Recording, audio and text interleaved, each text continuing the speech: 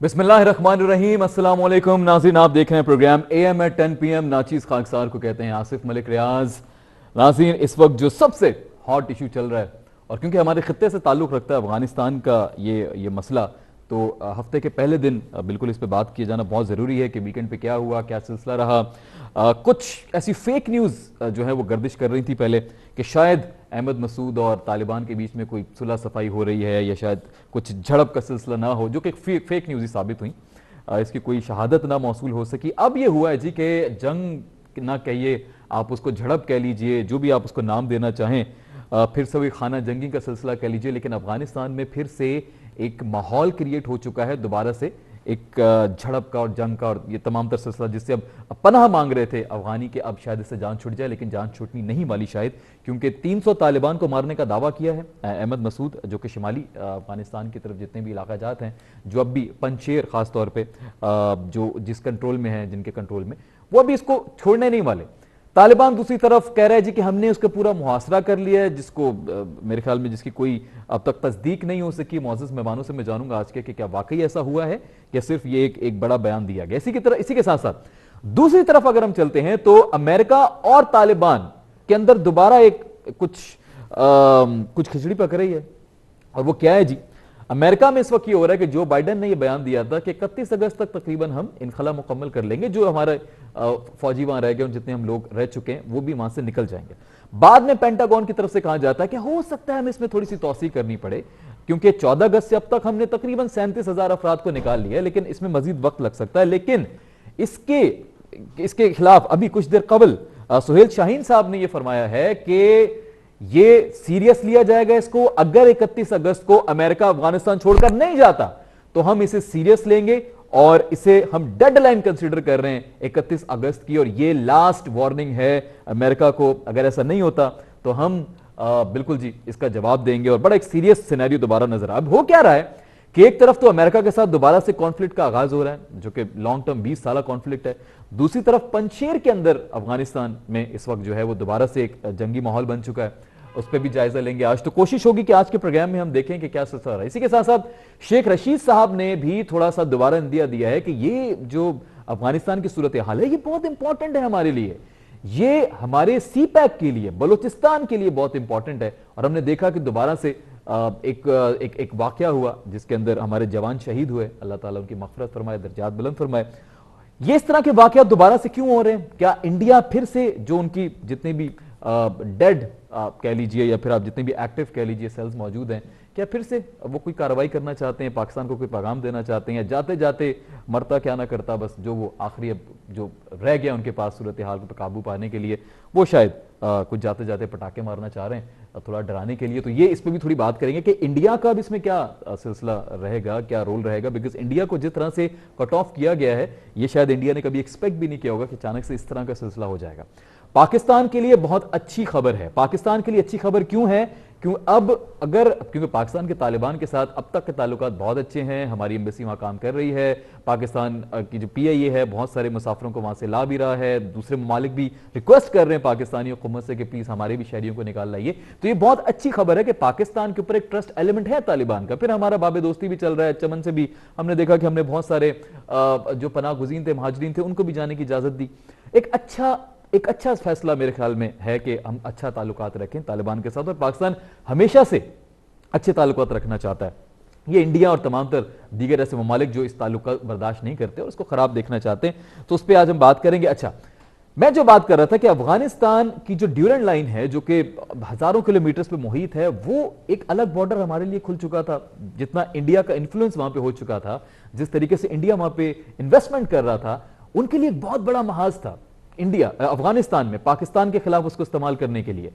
फिर दूसरी तरफ इंडिया के साथ हमारा बॉर्डर ऑलरेडी बहुत वसी है, जिसको हम ऑलरेडी कंट्रोल कर चुके हैं, जिसमें कश्मीर का बॉर्डर भी है, आपको पता है। तो ये दो तरफ से पाकिस्तान को एक जंग की सूरत हाल के लिए हर वक्त रेडी रहना पड़ता था, फौज हर वक्त तैनात रहती थी। आपको पता है कि इस कठिन दौर में किस तरह से फौज को अलर्ट रखना, फिर कश्मीर का एक आपको पता है पूरा एक सिलसिला है, किस तरह से वहां पे पिछले 2 सालों से जो कत्ल गारत हो रही है, किस तरह से जुल्म हो रहा है, इंडिया किस तरह से जुल्म जबर कर रहा है, इस हवाले से भी कोशिश करेंगे, आज बात करेंगे कि आप पाकिस्तान को रिलीफ मिलेगा क्या ये पूरा जो ड्यूरेंट लाइन है अगर ये सिक्योर हो जाता है और तालिबान के साथ हमारे ताल्लुकात अच्छे हो जाते हैं तो क्या इस तरफ से हमें कुछ सुकून आएगा, हमें दोबारा अपनी फौज को अलर्ट नहीं रखना पड़ेगा? तो ये इस पे हम बात करेंगे। पहले मुझे जी मुबशिर बुखारी साहब ने ज्वाइन किया है, मैं उनको अस्सलाम वालेकुम कहूंगा प्रोग्राम में। मुबशिर बुखारी साहब, सर अस्सलाम वालेकुम। वालेकुम अस्सलाम। सर बहुत शुक्रिया। मुजाहिद बरेली साहब ने भी हमें ज्वाइन किया है। मुजाहिद बरेली साहब, सर अस्सलाम वालेकुम, वेलकम ऑन द शो। हाँ जी सर बहुत शुक्रिया। मैं मुबशिर बुखारी साहब, सर मुझे प्लीज थोड़ा सा पहले आप अपना तज्जिया दे दीजिए सूरत हाल के ऊपर, फिर मुजाहिद बरेली साहब की तरफ मैं जाऊंगा। उनके पास वक्त भी बहुत कम है, लेकिन मैंने गुजारिश की कि आज वो बिल्कुल हमें वक्त दें। मुझे मुबशिर साहब पहले प्लीज आप बताइएगा कि आप क्या तज्जिया रखते हैं, इस वक्त सूरत हाल क्या होने जा रही है तालिबान की तरफ? तालिबान की तो बात करेंगे आप, लेकिन अमेरिका की तरफ भी जरा जिक्र कीजिएगा। दोबारा से अल्टीमेटम दे दिया है, अभी कुछ देर पहले की न्यूज है 31 अगस्त को अगर अमेरिकी नहीं जाते तो हम कोई फैसला करेंगे और शायद दोबारा लड़ने के लिए आगाज कर लेंगे। वो जो माफ किया था शायद वो माफी वापस ले लेगा तालिबान। अब तक की ये तलात है अभी जो कुछ एक घंटे कबल के पहले। अच्छा, दूसरी तरफ ये भी सुन लीजिएगा कि पंजशेर की जो सूरत हाल है, 300 तालिबान मारने का दावा करते हैं पंजशेर में अहमद मसूद। इस पूरी सूरत हाल को आप कैसा देख रहे हैं सर? जी देखिए, इस वक्त जो अफगानिस्तान की सिचुएशन है एक धुंधली सिचुएशन है, क्योंकि फैक्ट्स जो हैं हम तक आ रहे हैं ट्विस्टेड, और हर पार्टी जो है अपने अपने क्लेम कर रही है। सबसे पहली बात तो ये हिस्टोरिकली आप देखें, तालिबान जब वहां पे हुकूमत कर रहे थे उस वक्त अमेरिका ने 4,000 किलोमीटर दूर बैठ के स्ट्राइक की, और यही नॉर्दर्न अलायंस जो था उसने ग्राउंड पे आगे बढ़ के सफाई होती गई, और जिस तरीके से तालिबान वहां से निकले वो भी हैरत अंगेज था।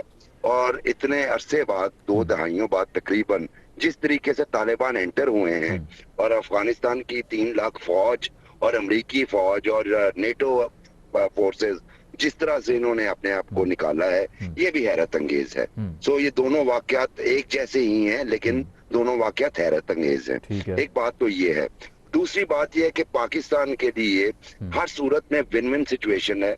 हम शुरू के दिन से कहते रहे, वहां पे अशरफ गनी की गवर्नमेंट हो, अमेरिका कोलिशन पार्टनर्स के साथ बैठा हो, या तालिबान हो, जो भी वहां पे हुकूमत करेगा उसको पाकिस्तान की सपोर्ट की जरूरत हर हाल में रहेगी। और पाकिस्तान की इंक्लूशन के बगैर कोई भी पीस प्रोसेस वहां पे वेरियस रीजंस है, इकोनॉमिक रीजंस भी हैं उसमें, मुकम्मल नहीं हो सकता। अभी आप देखिए कि वेस्ट के लोगों ने जब जाना है तो उनको रूट कौन सा मिल रहा है? पाकिस्तान। तालिबान के लोगों ने नेगोशिएशन करनी है, कौन सी सॉइल यूज कर रहे हैं? अभी पाकिस्तान। नॉर्दर्न अलायंस के साबिक जो वॉरलॉर्ड से वो पाकिस्तान में बैठे हैं। तो ये तो होगी एक बात। दूसरी बात ये कि ये वार्निंग जो तालिबान ने इशू की है, ये आज सुबह इशू की है, और उसके बाद जब बरतानिया की तरफ से और कुछ यूरोपियन कंट्रीज की तरफ से कहा गया था जी एक्सटेंड कर दें क्योंकि उनके लिए शायद पॉसिबल ना हो, तो ऐसी सूरत हाल में भी देखिए कि डेडलाइन को भी अगर मीट करना है तो फिर पाकिस्तान की जरूरत पड़ेगी आपको, क्योंकि शॉर्टेस्ट वे यही है, इधर से ही निकालेंगे आप अपने लोगों को डेडलाइन मीट करने के लिए। कितने लोग बाकी हैं, कुछ अंदाजा है? जी हजारों में है, हजारों में है। और उसके लिए आज सुबह जो झड़प हुई और अभी तक जो एक नया एलिमेंट सामने आया है वो ये है कि सुबह काबुल एयरपोर्ट के बाहर जो झड़प हुई है अमेरिकन सोल्जर्स और ब्रिटिश सोल्जर से, और एक अफगान फोर्सेस का बंदा जो है वो मर गया है।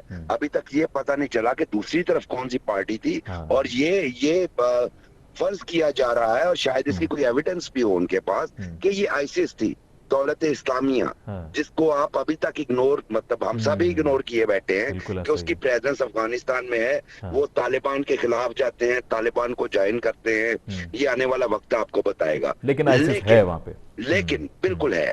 और एक जो सबसे अहम बात है कि अभी तक कोई रेजिस्टेंस नहीं थी। 34 में से 25 डिस्ट्रिक्ट प्रोविंसेस वो बगैर रेजिस्टेंस के कंकर कर चुके हैं। ये पहली रेजिस्टेंस जिसका नाम ही सेकंड रेजिस्टेंस रखा है अहमद मसूद ने, अहमद शाह मसूद के साहबजादे जो है, और उनके साथ जो है अमरुल्लाह जाके मिल गए। तो एक फाउंडेशन इन्होंने रख दी है रेजिस्टेंस की, और क्लेम अभी तक तालिबान ने रिफ्यूट किया है कि जी 300। तालिबान ने तो ये कहा है कि 3 डिस्ट्रिक्ट हमने बल्कि काबू कर लिए हैं, शुमाली 3 डिस्ट्रिक्ट मजीद। अब देखिए ना, यही बात है कि वो कहते 300 बंदा हमने मारा, ये कहते 3 डिस्ट्रिक्ट काबू कर लिए।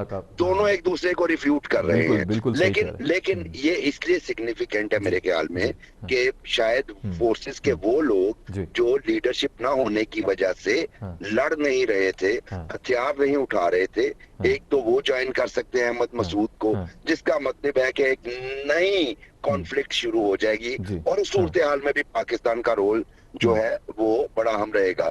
तो इंडिया के सवाल का जवाब जब आप उस पे आएंगे तो उस वक्त देंगे आप। ठीक है, मैं उस पे आता हूँ। मुजाहिद बरेवली साहब, सर क्या कहेंगे आप? अभी मुबशिर बुखारी साहब इस पे बात कर रहे थे, आपको भी खुश आमदेद। आप बताइएगा, आपको क्या लग रहा है सर, इस वक्त क्या ये सिनेरियो जो क्रिएट हो चुका है अफगानिस्तान में, क्या दोबारा किसी जंग की तरफ हम जा रहे हैं? दोबारा वही सब होने लगा है अफगानिस्तान में? देखें, हर मुल्क की, लोग कहते हैं दो मुल्कों की शायद वो एक आइडियोलॉजी होती है। हाँ। कायद आज़म की एक आइडियोलॉजी थी, जी। उन्हें उर्दू नहीं आती थी, लेकिन उन्होंने एक मॉडर्न स्टेट का तस्वुर देखा था। इसीलिए आज तक जमात इस्लामी समेत कोई मौलवियों की हुकूमत पाकिस्तान में कायम नहीं हुई। ठीक है, ऐसा ही है ना? ठीक हो गया, बिल्कुल। गांधी का जो हिंदुस्तान, जो भी हो, वाजपेयी चाहे मोदी जैसा शख्स भी हो, लेकिन मोदी मुस्तकबिल नहीं है। मेरा कहने का मकसद ये है, ये तालिबान आए हैं जी। और सॉरी टू से हम लोग उस तारीख को भूल जाते हैं कि ये जो अफगानिस्तान, जो मैं अगर मैं as a student of history, और शायद मुझे अच्छा नहीं लगता अपने बारे में करना, मैं पहला साथी था जो 1978 में काबुल गया था जब रूसी फौजें आई थी। मैंने नूर मोहम्मद तराकी का इंटरव्यू किया था। फिर मैं 1989 में डॉक्टर नजीबुल्लाह का इंटरव्यू किया था और मैंने ये सब कंधार, कादर, ये सब इलाके देखे हुए थे। और हमारे यहाँ कहते हैं अगर आप कोयटा नहीं गए तो बलूचिस्तान में बात ना करें, पेशावर नहीं गए तो ड्यूरांड के बारे गुफ्तगू न करें, वही नहीं गए। फिर मैं 2011 में भी गया हूँ काबुल और अफगानिस्तान। मेरा सिर्फ कहने का मकसद ये है कि मैंने अपने एक मॉडर्न काबुल देखा, लिबरल काबुल देखा, जाहिर शाह से लेकर उस तक। फिर ये आ गए और उस वक्त क्योंकि अमेरिकनों को वो अपना वो जो मैकार्थिज्म उनका था, रूसियों से बदला लेता और रूसी भाग रहे थे, तो ये लेके आ गए सारी दुनिया के जो है इंतहा पसंद, शिद्दत पसंद, अल कायदा फला। आज मुझे अफसोस होता है, इस्लामाबाद की गवर्नमेंट जब इन तालिबान को वेलकम करती है, और सॉरी टू से मुबशिर बुखारी साहब मुझसे बड़े मेरे काबिल एहतराम है, मैं अफगानी तालिबान, पाकिस्तानी तालिबान, पंजाबी तालिबान में कोई फर्क महसूस नहीं करता। क्या ये अफगानिस्तान में बैठे तालिबान, सुने बात सुने आप, क्या ये बैठे बैठे सोन करेंगे? इन तालिबान ने 2007 में पाकिस्तान पे 58 खुदकुश हमले किए, इन्होंने हमारे 60,000 लोगों को मारा, इन्होंने हमारे 7,000 फौजियों को मारा, इन्होंने जो है वो हमारे आर्मी पब्लिक स्कूल के बच्चों को मारा। ये डिसोन करेंगे? सर वो तो टीटीपी है ना, वो तो तहरीक तालिबान सुनिए, मैं खत्म कर दूंगा। ये वही तालिबान है और आज यही अफसोसनाक बात है, जब ये तालिबान दाखिल हुए तो लोग कहते हैं इनकी सोच क्या तब्दील होगी कि वो कबायली अंदाज में क्लाशनकोफ लिए तो अजीब व गरीब लिबास में खड़े हुए उस काबुल को चैलेंज कर रहे हैं जो पूरा 15 साल में बदल चुका है। यहाँ होटल हैं, यहाँ कैफे हैं, यहाँ लड़कियां ब्यूटी पार्लर में जाती हैं, यहाँ काबुल यूनिवर्सिटी में 10,000 बच्चे पढ़ते हैं, यहाँ पीएचडी है फला। ये तालिबान इस तरह क्लाशन को खड़े कर और इस लिबास में जिस लोग खड़े हैं ट्राइबल के, वो समझते हैं वो काबुल पर रूल से कर सकेंगे। सॉरी टू से नॉट। आपको लग रहा है हमें सपोर्ट नहीं करना चाहिए तालिबान को, पाकिस्तान को सपोर्ट नहीं करना चाहिए? पूरे इस रीजन में क्या, पूरे इस रीजन में क्या ये हुआ? क्या बांग्लादेश में गए, वो जो भी उन्होंने करा, ये जो इस तरह के तालिबान जो अपनी शक्ल दिखा रहे हैं चाह रहे हैं, और सॉरी टू से इनकी ताकत बहुत महदूद है और ये सिर्फ अमेरिकन कोलैबोरेशन के जरिए उनके स्क्रिप्टेड की वजह से आज ये यहाँ काबुल बैठे हैं। अगर अमेरिका का स्क्रिप्ट ये नहीं होता कि हमें जान बचानी है, उनका काम निकल गया। जैसे रूसियों का काम निकला, नजीब को छोड़ा, अमेरिकनों का काम निकल गया, इनको छोड़ दिया। लेकिन ये तालिबान काबुल के पास इसलिए नहीं रहेगा, न इनकी सोच तब्दीली है, न लिबास तब्दीली हुआ है। आज तक 10 दिन तक इनको, आप बैठे थे दुआ में 2018 से, आपने मुआहदा किया 20 फरवरी में, आपकी कोई वो नहीं है, कोई इमारत इस्लामिया की कोई शेडो कैबिनेट नहीं है। आप एक ताकत के बलबूते कर रहे हैं और किस तरह कर रहे हैं? चीपों में भरे हुए आपकी सीएन नहीं दिखा रही सर, वो तो उन्होंने मजीद आगे दोबारा बोल दिया है। आखिरी बात बुखारी, आखिरी बात भी सुन लीजिए।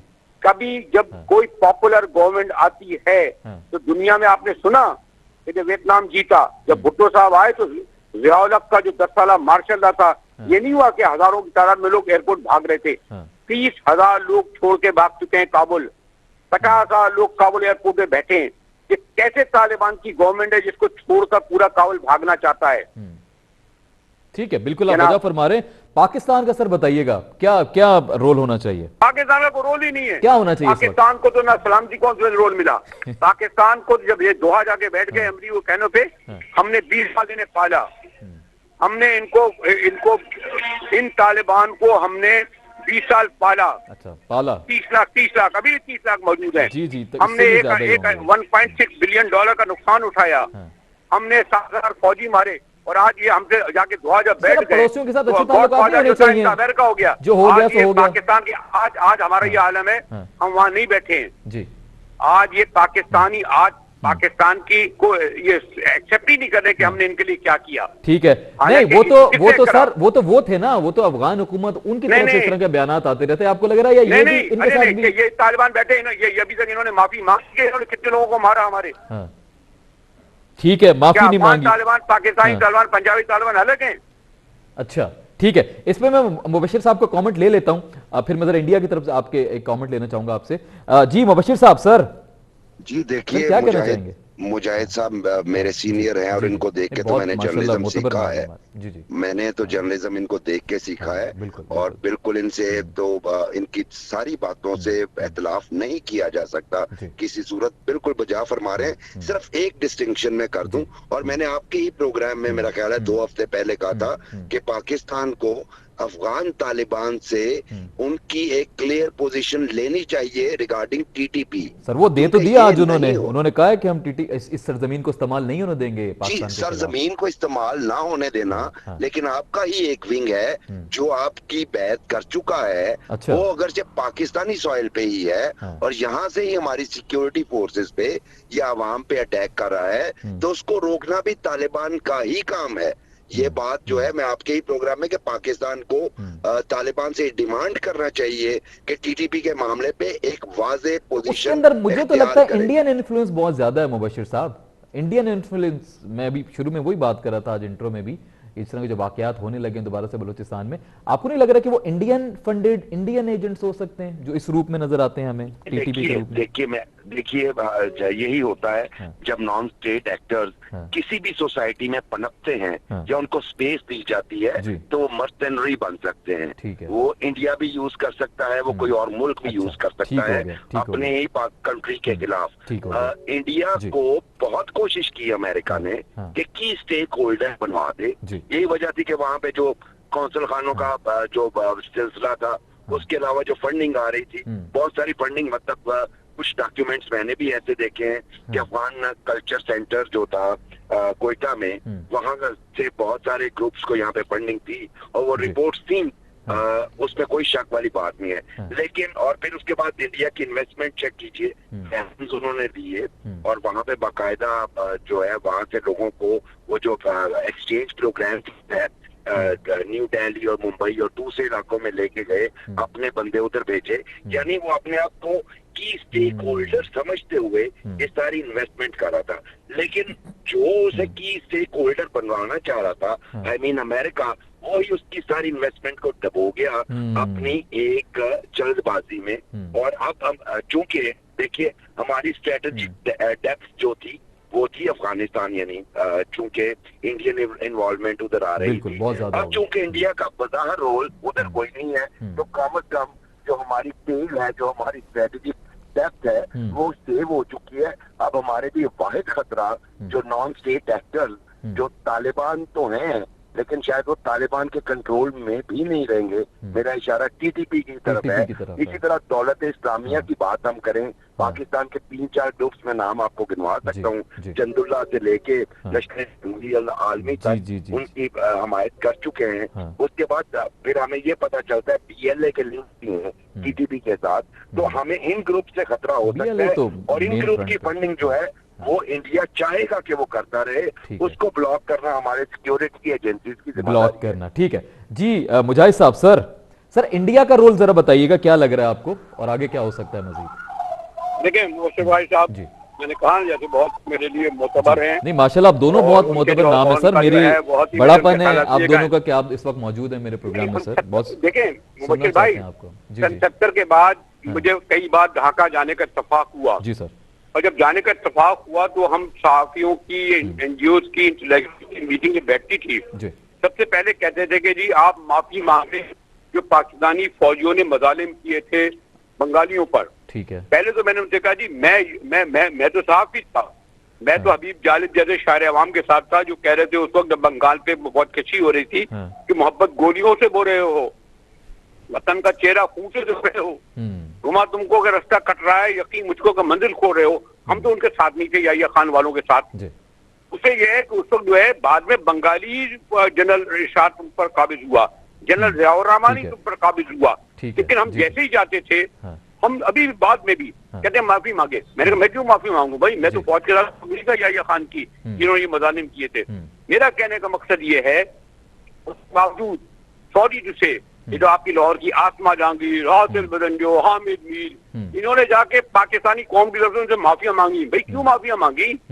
उधर फौजी टोले ने करा था ना जो मजालिम, तो इनका माफी मांगना बनता भी था। कहने का मकसद ये कि आज मैं ये जरूर चाहूंगा कि काबुल में बैठे हुए तालिबान इस बात पे माजरत करें कि पाकिस्तानी तालिबान ने यहाँ पर इमाम बारगाहों को, मस्जिदों को और हमारे पब्लिक स्कूल को इन्होंने हमारे 60,000 लोगों को किसने मारा? अच्छा, माफी के बगैर हम उनसे दोस्ती ना करें। एहसान सब मानते थे ना। अगर वो माफी नहीं मांगते फिर उन्होंने मारा, उन्होंने खुद के हमले किए। चले, अगर वो माफी नहीं मांगते मारा, उनको माजरत करनी चाहिए। और कहते हैं हमने बयान दे दिए, बयान से क्या होता है? और सॉरी से भाई साहब, पाकिस्तानी तालिबान, अफगानी तालिबान, पंजाबी तालिबान एक है, इनकी स्ट्रेटेजी थी। और मैं अफगानों की साइकी, इनकी पॉलिटिक्स, इनको सबको जानता हूँ। जब ये चाहे चेहरा बदल लेते हैं, सॉरी टू से विद ऑल रिस्पेक्ट। सर अगर वो मैं सर मेरा एक छोटा सा एक और सवाल है। डेमोक्रेटिक तरीके से आएंगे, हम इनको रिस्पेक्ट करेंगे। आज मुझे अच्छा लगा, मैंने आज काबुल में इंटरव्यू किया मैं खातून का, वो कह रही काबुल अच्छा है। उसने ये कहा देखिए हमारे साथ कोई जाति नहीं हो रही। अभी आज मैंने प्रोग्राम में अपने लिया उसको जो है अभी सुमेरा खान को, जो अगर तालिबान को यहाँ जो बैठे इन्हें प्रैक्टिस में साबित करना पड़ेगा और इनको बड़ा टाइम लगेगा और इनको डिसओन करना पड़ेगा उन पाकिस्तानी तालिबान को, बल्कि इनके क्रिमिनल एक्ट पर इन पर मुकदमा चलाना पड़ेगा जिन्होंने मासूम पाकिस्तानियों को 50,000 को मारा, हमारे 7,000 फौजियों को मारा, हमारी मस्जिदों को मारा को। आपको लग रहा है तब तक हमारे ताल्लुकात उनसे अच्छे नहीं रहने चाहिए? नहीं, ताल्लुकात अच्छे नहीं होने चाहिए। हम वेरी गार्डेड हैं, हमारी फॉरेन पॉलिसी बहुत गार्डेड है। ठीक है, हमें ये नहीं हुआ कि आज जैसे उस वक्त जो है हमीद गुल जो है इंतजार कर रहा था कि मैं फौरन जलालाबाद पहुंचूं जिस दिन पता होगा तालिबान का। ठीक है, तो आज हमारी गवर्नमेंट जो है, हमारी फॉरेन ऑफिस, हमारी जो गवर्नमेंट है वेरी गार्डेड तरीके से इसको फॉलो कर रही है। और वो ये तमाम जिक्र कर रही है, जैसे शामत कुरैशी साहब ने प्रेस कॉन्फ्रेंस में भी कहा कि तशवीशनाक बात है कि अगर तालिबान काबुल में बैठे हैं, उनका क्यों एतमाद बहाल नहीं हो रहा कि 30,000 से ज्यादा लोग बाहर जा चुके हैं और 50,000 से ज्यादा लोग जो है काबुल छोड़ने के लिए बेकरार है। इसका मतलब ये कि उनका कॉन्फिडेंस बहाल नहीं हुआ है, इन पे ट्रस्ट नहीं करते। और जब तक अपनी ये लिबास नहीं बदलेंगे, इस तरह सड़कों पे खड़े होकर क्लाशन को और वो जो है कबायली इलाकों के ड्रेसेस में नहीं खड़े होंगे, लोगों का इन तालिबान पे एतमाद बहाल नहीं होगा, क्योंकि हम इनकी स्क्रीनों पे देख चुके हैं, स्क्रीनों पे आके बड़े सॉफ्ट बातें करते हैं। ठीक हो गया सर, मुझे यहाँ छोटा सा ब्रेक लेना है। नाज़रीन, ब्रेक से वापस आने के बाद यहीं से आगाज करेंगे, हमारे साथ रहिएगा।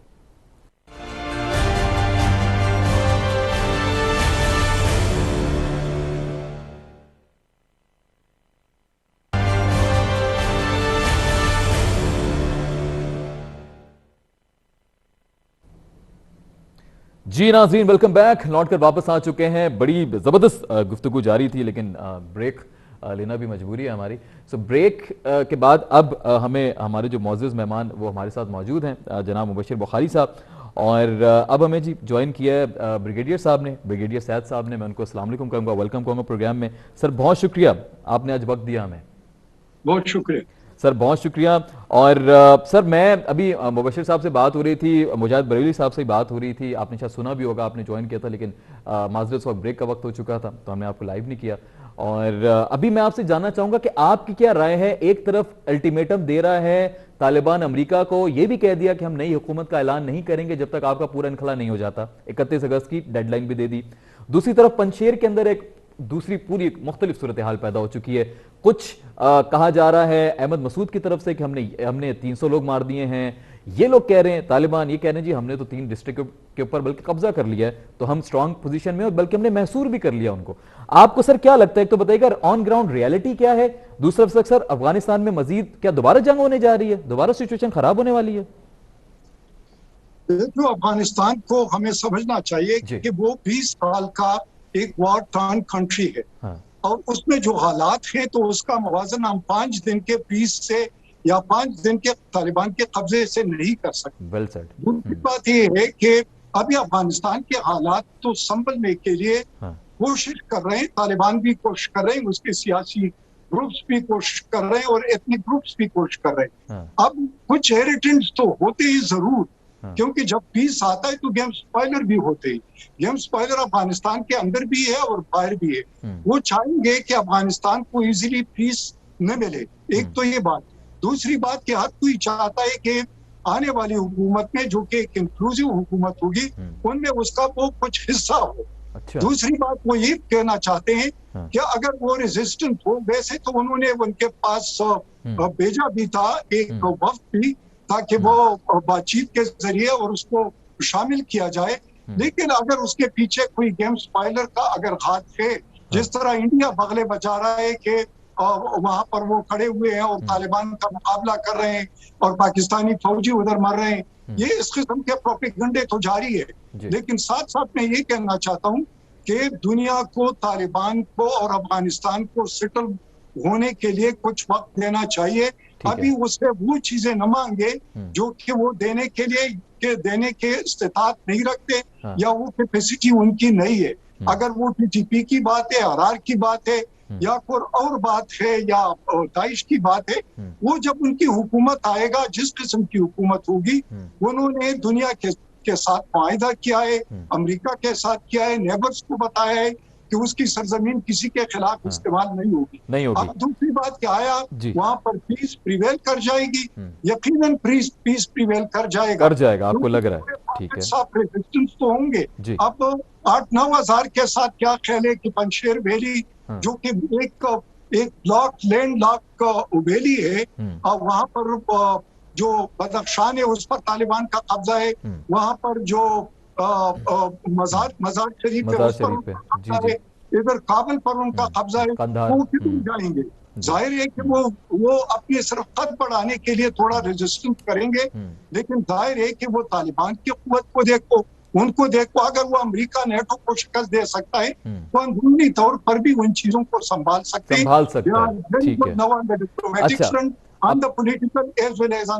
ठीक है, अब थोड़ा सा सर ऐड कीजिएगा पाकिस्तान के हवाले से, थोड़ा सा बताइएगा कि पाकिस्तान का रोल क्या होना चाहिए, बिकॉज दो मुख्तलिफ इस वक्त हमारे पास जो है वो तज्ज़िये मौजूद हैं। मुबश्शिर बुखारी साहब, बहुत बड़ा नाम, सहाफत के हवाले से कहते हैं कि हमें अच्छे ताल्लुकात रखने चाहिए। पहले भी हम प्रोग्राम में ज्वाइन कर चुके हैं और उनका नजरिया ऐसा ही है कि अच्छे ताल्लुकात रखने चाहिए, क्योंकि इनसे हमें बना के रखनी चाहिए, और इंडिया को हम जिस तरह कट ऑफ किया है वो बहुत अच्छा है, पाकिस्तान के हक में बेहतर है।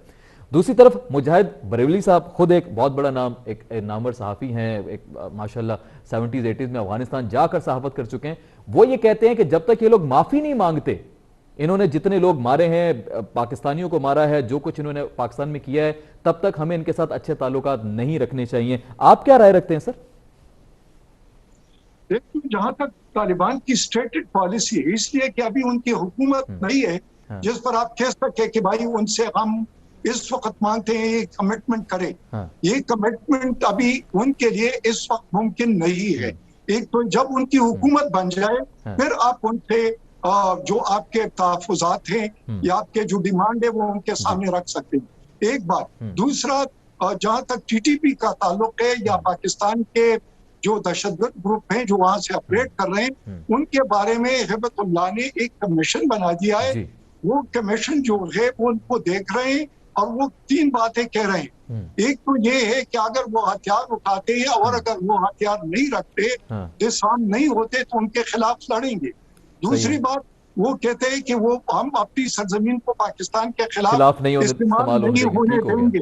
और तीसरी बात वही, अगर वो रहना चाहते हैं तो वो यहाँ पर एक रिफ्यूजी के तौर पर तो रह सकते हैं, लेकिन एक जंगजू के तौर पर नहीं रह सकते। और यही बात अगर आप कह दें कि जो उसामा बिन लादेन था, दुनिया के सामने वो क्यों डट गए, अमेरिका के सामने क्यों वो डट गए, सिर्फ उसको हवाले करने, क्योंकि पख्तूनों के और फिर ट्राइबल सोसाइटी के और फिर तालिबान के ट्रेडिशन में ये नहीं है कि वो किसी रिफ्यूजी को या कोई जो पनाह लेता है उसको दूसरे के हवाले करे। लेकिन ये डिप्लोमेसी की बातें हैं, जब वो दोनों तरफ पर एक डिप्लोमेटिक रिलेशन और रिकॉग्निशन हो जाए उसके बाद इन चीजों को छेड़ना चाहिए। पहले से मेरे ख्याल में इतना कुछ एक्सपेक्ट करना या ऐसे इश्यूज को उठाना, ये बाहर का एजेंडा है, ये वेस्टर्न एजेंडा है, ये इंडिया का एजेंडा है जो बार बार इन चीजों को उछालता है।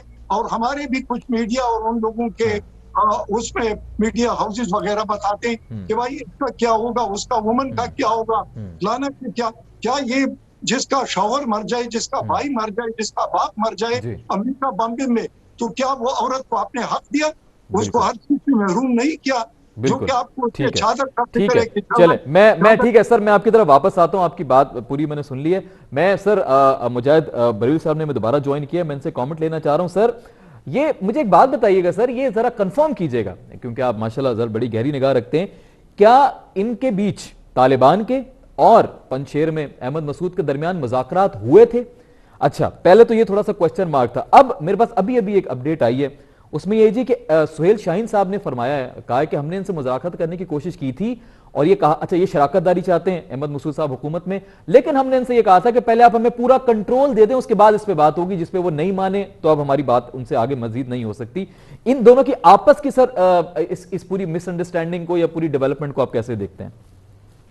देखिए, जब अगर काबुल हमारे यहाँ कहते हैं कि जो काबुल के तख्त पे बैठा वो अफगानिस्तान में बैठा, और पूरा अफगानिस्तान काबुल है, ठीक है। और मैं थोड़ा सा मैं बता दूं, बाकी जो है ना ये ट्राइबल सोसाइटी है जी। और अब बदकिस्मती जैसे मैं बलूचिस्तान के बारे में कहता हूँ कि आज तक बलूचिस्तान नेशनलिस्ट कहते हैं ना अपने कॉम्प्रेस और ये फला, ये ट्राइबल से निकले। मैंगल जो है मरी के इलाके से इलेक्ट नहीं होता, मरी जो है बुक्ति में नहीं जाता, बुक्ति जो है वो सही सानी के नहीं जाता। तो अफगानिस्तान काबुल को छोड़ के पूरी ट्राइबल सोसाइटी है, वॉर लॉर्ड्स हैं, ठीक है। और ये जो आपने देखा ना, ये अभी नहीं, करज़ई जब आया था ना यहाँ पर, उसने क्या करा, उसने दिए 50 करोड़ रुपए, लड़ोगे या मरोगे। अभी आपके जो तालिबान जिनकी आप फुतवात को बड़ा जश्न मना रहे हैं, ये मुझे बताइए 10 दिन पहले ये कहाँ बैठे थे? ऐसा ही है। और ये कैसे पाते होते हुए वहां पहुंच गए? क्या करा उन्होंने? कहा लड़ोगे या मरोगे। यार आप हमारे शहर में जो हम कराची में रहते हैं एमकेएम, या जब हम लोग जो एमकेएम अल्ताफ भाई जब अफवाह में जाते थे ना, 50 बंदे मारे जाते थे, इलाका नहीं छोड़ते थे। ये कैसे हो गया कि ये जो आपके तालिबान पगड़ियां बांधे हुए जो बैठे हुए हैं, फुटवात करते हुए जो है 10 दिन में काबुल में बैठ गए। काबुल में नहीं हिकमत यार, जब प्राइम मिनिस्टर नॉमिनेट हुआ उन अफगान मुजाहिदीन का जिन्होंने जेल में लड़के जो है रूसियों ने शिकस्त दी थी, वो हुकूमत यार जो है काबुल का प्राइम मिनिस्टर नहीं बन सका था। मुल्ला उमर जो है जो कंधार में ही बैठा रहा 2001 में, कभी 1996 में, वो कभी जाके काबुल में नहीं बैठ सके। इन तालिबानों को कैसा सेफ स्पेस मिल गया, पगड़ियां बांधे, माशाल्लाह रेड कारपेट मिल रहा है, आ रहे हैं 10 दिन बैठे काबुल में बैठे, जहाज आ रहे हैं, कहाँ से जहाज आए ये तो बताओ, ये तो बताओ भाई, ये तो बताएं इनके पास कहाँ से जहाज आ रहे हैं, कहाँ से आ रहा है इन गरीब तालिबान के पास। ये जो कतर में बैठे हुए हैं, ये मॉस्को जा रहे हैं, चाइना जा रहे हैं, Who are facilitating? बुखारी साहब, कौन पैसा दे रहा है? मैं तो आपके पास इस्लामाबाद नहीं आ सकता है, मेरे पास 20,000 रुपए नहीं है। ये तालिबान जिन्हें आप कहते हैं, ये बहुत बड़ी बहस है मुजाहिद साहब, ये बहुत बड़ी बहस है कि इनकी फंडिंग कहाँ से हो रही है, कौन फंडिंग कर रहा है, बहुत बड़ी बहस है। 50 तालिबान मॉस्को जा रहे हैं, चाइना जा रहे हैं, पाकिस्तान आ रहे हैं। Who are funding? American are funding. America फौजी इनखला हुआ है काबुल से, अमेरिका अभी काबुल में बैठा है, and he want to disturb to sit in Kabul through Taliban, China, Iran, Pakistan.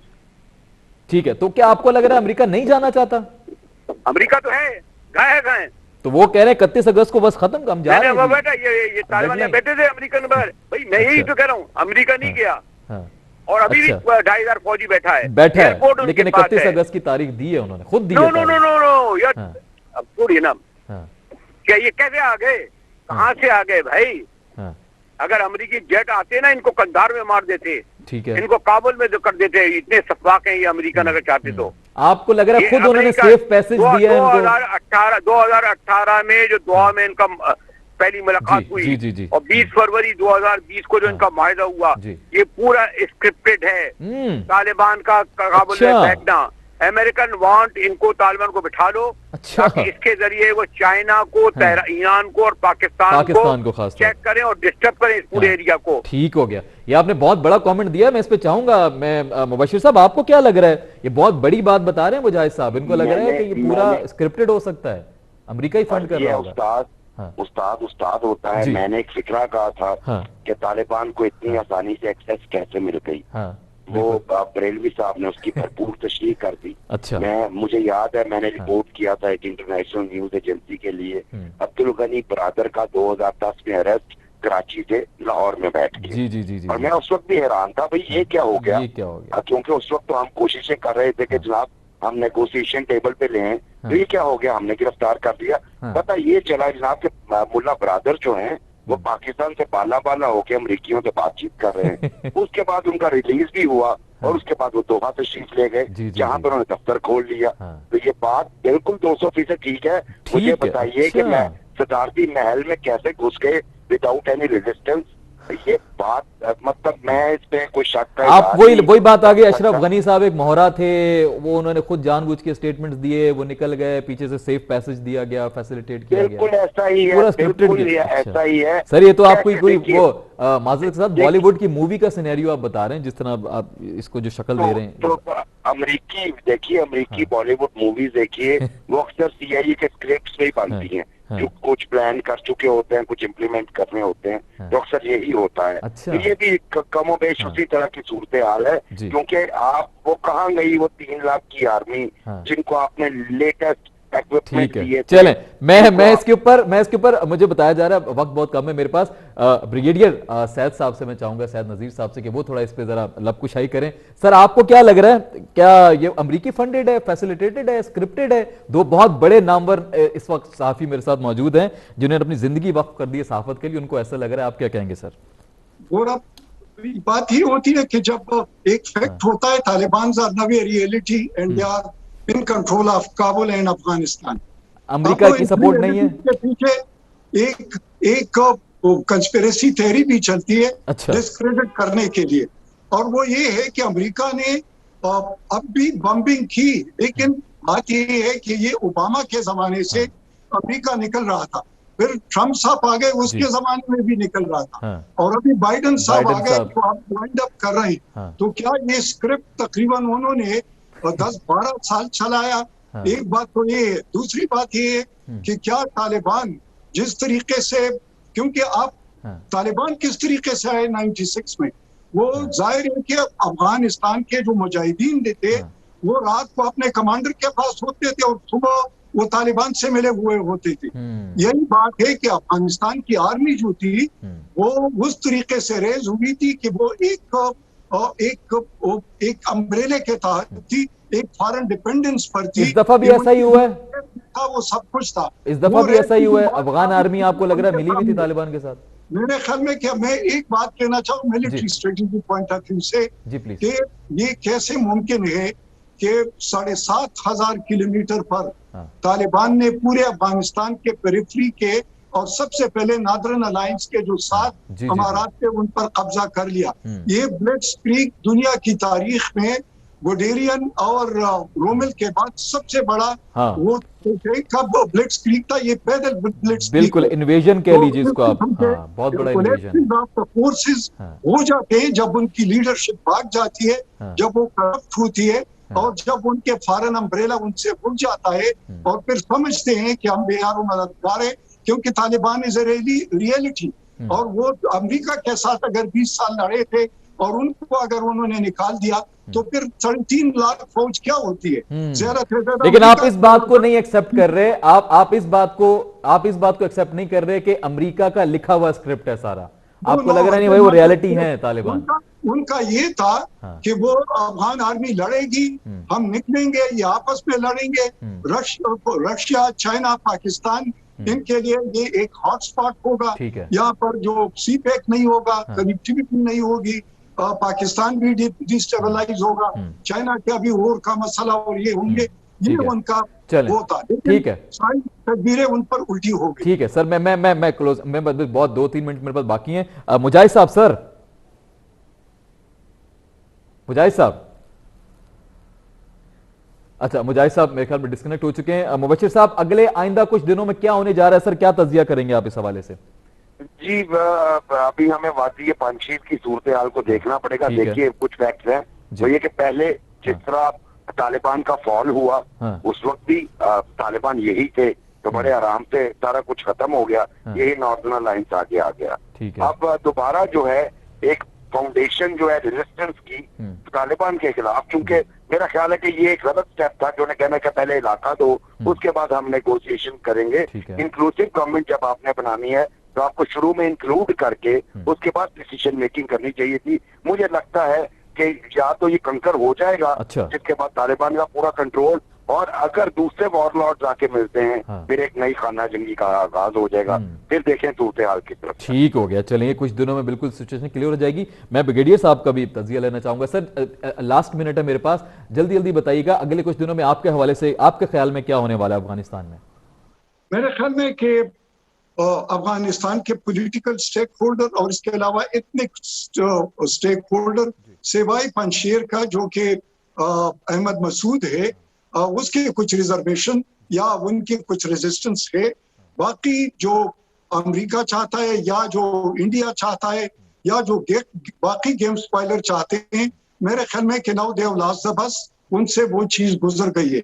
और अगर थोड़ा बहुत रेजिस्टेंस भी होगा, इस किस्म के जंग के खात्मा पर इस किस्म की चीजें होती है, उनको सीरियस नहीं लेना चाहिए। It will be settle down with the time. और मेरे ख्याल में कि इतने नवजायदा हुकूमत को जो कि 5-6 दिन हुए हुए, उससे सब कुछ एक्सपेक्ट करना, ये मेरे ख्याल में क्या अनफेयर है। ठीक है, और आप यही कह रहे हैं कि तालिबान एक हकीकत है और वो रहेगा, अब बस अब यही तालिबान ही है जो कुछ छोटा मोटा। What is the alternative with the world? ठीक है, ठीक है, ठीक है सर, बहुत शुक्रिया ब्रिगेडियर साहब, आपने हमें वक्त दिया। मुबशिर साहब बहुत शुक्रिया, बड़ी ज़बरदस्त माशाल्लाह तजिया रहा। मुजाहिद साहब डिस्कनेक्ट हो गए थे, उनको दोबारा फिर हमने कनेक्ट नहीं किया क्योंकि प्रोग्राम का वक्त ऑलरेडी इस वक्त वाइंड अप हो चुका है। सो नाज़रीन, इंशाल्लाह कल आपसे मुलाकात होगी रात 10 बजे। मजीद ये जैसे जैसे डेवलपमेंट होगी, बहुत हॉट इशू है, स्ट्रेटेजिकली पाकिस्तान के लिए बहुत इंपॉर्टेंट है, हम इस पर बात करते रहेंगे। कल तक के लिए मुझे दीजिए इजाज़त, कल आपसे होती है मुलाकात। फ़ी अमानिल्लाह, पाकिस्तान जिंदाबाद।